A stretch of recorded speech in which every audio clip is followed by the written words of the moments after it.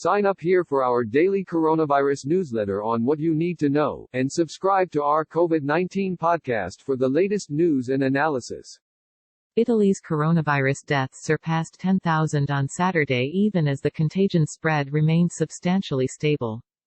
Europe's hardest-hit country had 889 new fatalities in the last 24 hours, health authorities said, with a slight decline compared to Friday's record.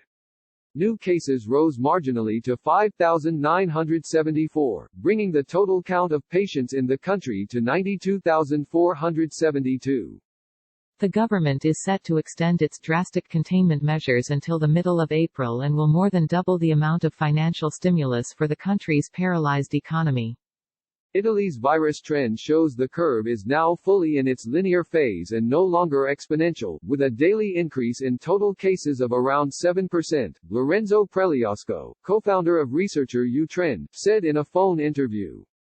Mortality remains very high, although it's difficult to estimate a correct data rate because the base of the total cases is probably very underestimated.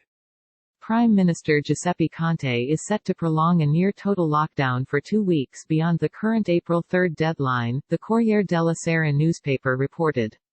Some minimal exceptions are being discussed for companies, the newspaper said, adding that the return to normalcy will in any case happen only gradually.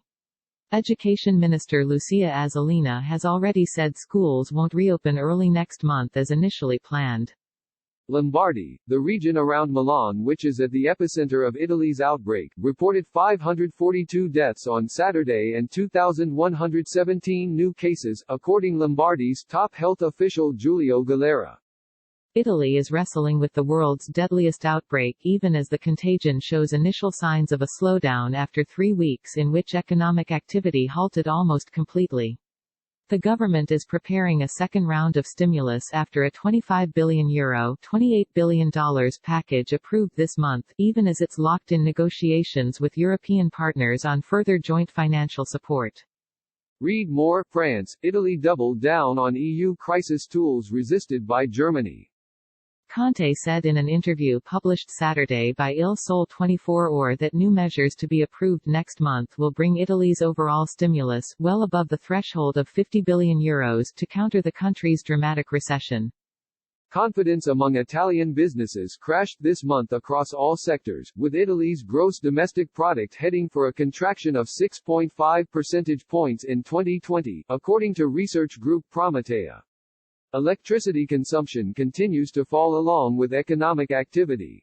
Deputy Finance Minister Laura Castelli said in an interview with La Stampa that Italy's overall financial commitment could rise to as much as €100 billion, still well short of the €300 billion and €750 billion mobilized by France and Germany, respectively. The government's April measures could be worth as much as €50 billion, double the size of the first round of stimulus, according to Il Messaggero. Meanwhile, signs of social unrest and economic distress are on the rise in Italy's poor southern regions.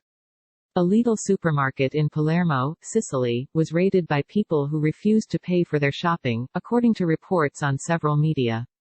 The police are now patrolling entrances to the city's largest supermarkets. With assistance by Giovanni Salzano.